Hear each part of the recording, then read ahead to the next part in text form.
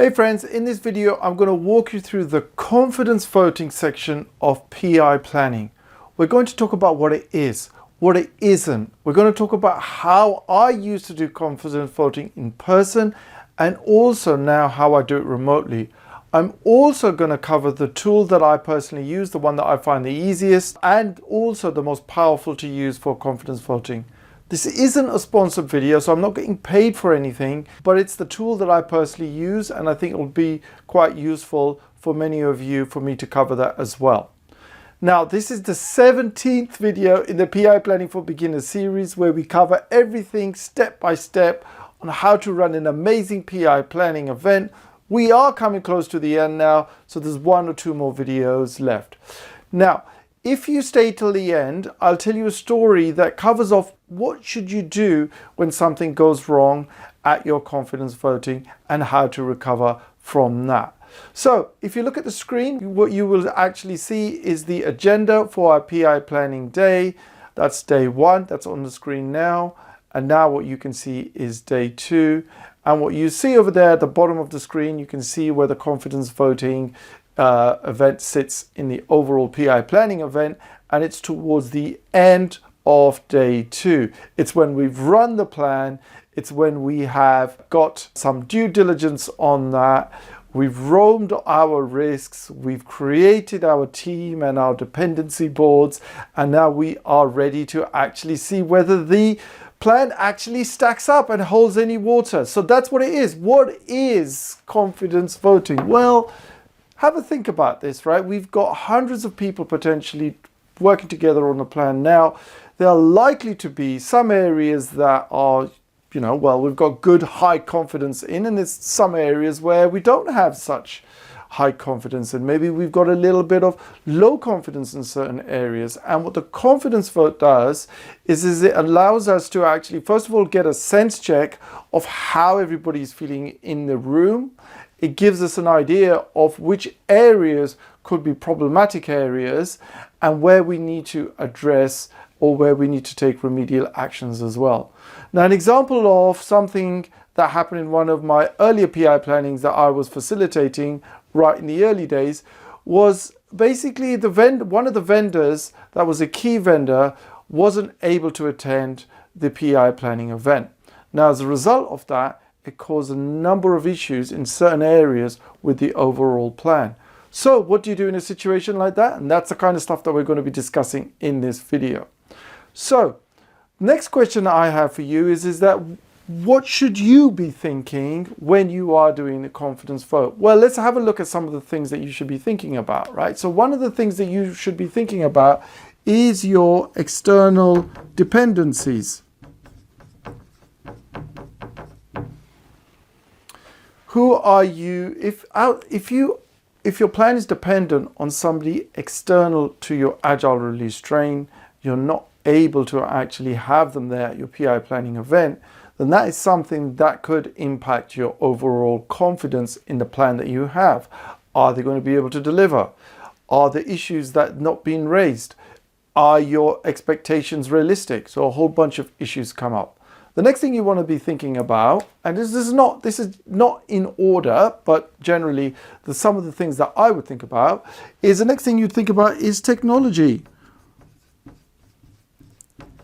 So what familiarity do you have with the technology you're using? Is it a new technology stack that's involved with the new requirements that are coming through for your plan for that program increment?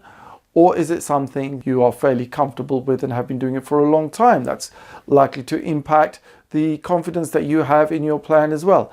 Also, we have personnel and skills risks as an example. Okay, so there's personnel, skills. Does your team have the skills for the requests that have come upon it? Timelines and deadlines is also a common one. And last but not least, also, you all know this, when you're doing planning, we all tend to make a lot of assumptions, and some of them are frankly quite crazy assumptions as well, right? So we need to make sure that our assumptions are realistic as well. Our timelines are realistic. These can all impact how you feel about your plan that you have put together. Now, what I would suggest is as an individual, look at it from your own perspective. As a team, look at it from your own team perspective. So that way, if everybody worries about their own area, if there's a specific area which is low in terms of confidence, then that becomes evident. So how do we actually run a confidence vote? Well, let's have a look at that. So what you'll see on your screen is the confidence voting scale. Typically, it starts with a 1, which is basically 0 or very little confidence, up to a 5, which means you've got very, very high or full confidence in your plan. And typically what you find is a range between that. So how do we do it? If we're in person, typically we start with a 5. Who here has a level 5 or a very high confidence in the plan? Please raise your hands. And typically in the group, what you do is you have hopefully a bunch of people put their hands up, having some high confidence. Then you'd go down to a 4.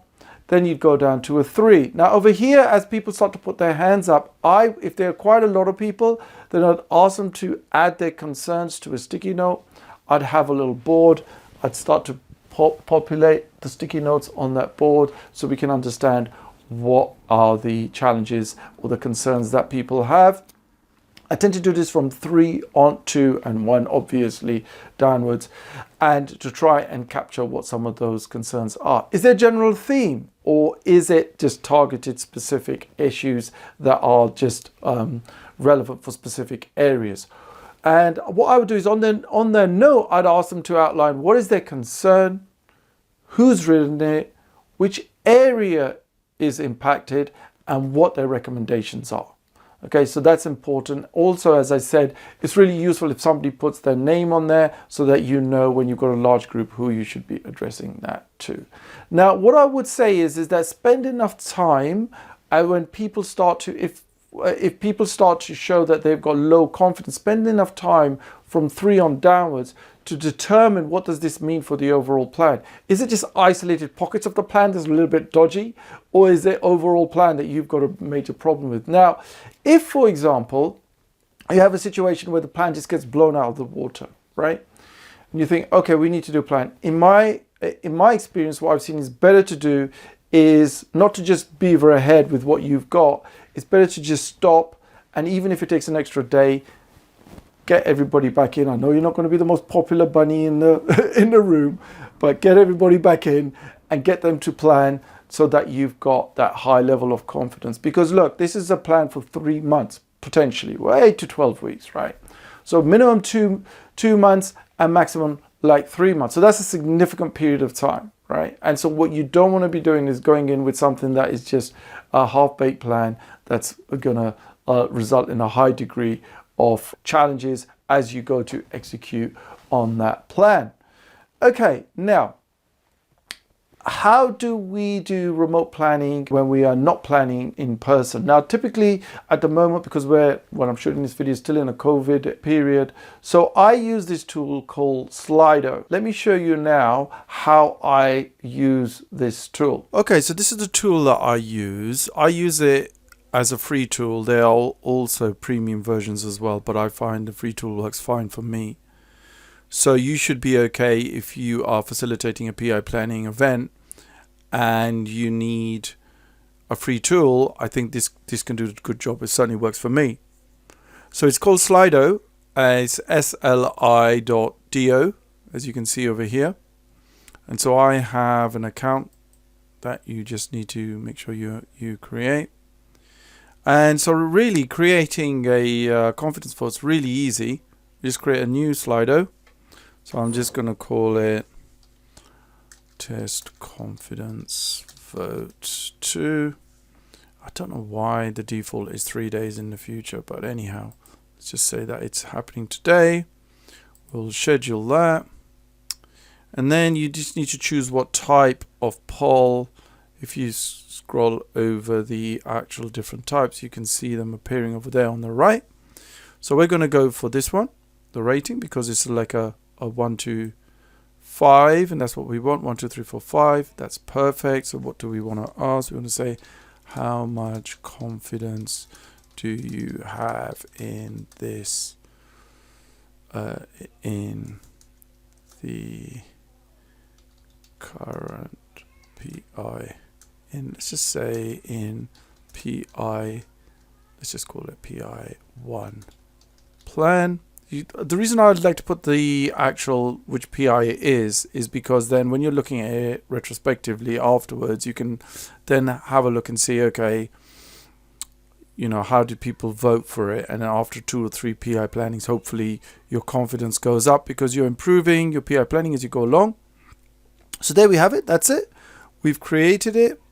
We've created our confidence vote. Let's have a look and see how we do that. Okay, so then you go over here, you take the link, you share that. Okay, so we've copied that to the clipboard. So this is what you're going to give an audience, right? So this is what you give to your audience. And when you click on that, so that's what they get. How much confidence? It would have been good if I put a question mark at the end of that, but anyhow, you know what I mean, right? So you then give your rating. Let's just say we give that a 4 rating. Okay, so I'm going to send that. Okay, now it's part of your, you know, your confidence vote. When you're actually presenting it to everybody, you can then just do present. Let's just do present in a new tab. And then we go over there. We can activate it. And we can see that I'm the only one there. And I got my confidence vote over there. Now, the thing that I like about it is that you're going to get everybody's answers together. And that's what you want. Now, what I have seen is some people use like online boards like Miro, Mural, and they've got these little dots and they've got, you know, the equivalent of what you see over here, over there on one of the boards. But the problem is that you can see what everybody else is doing. So what I like about this is that you're not getting that cross, if you like, contamination, if you like, right? So everybody's voting independently. And so in a way, this is pretty good tool. I find it really useful, really quick. It's free. Give it a try. Okay, so I hope you found that useful. Any questions, please put them in the comments below. If this helped, then please like and subscribe to this channel. Most importantly, remember to love learning, keep growing, and don't forget to bring the joy. I'll see you in the next video. Take care and see you soon.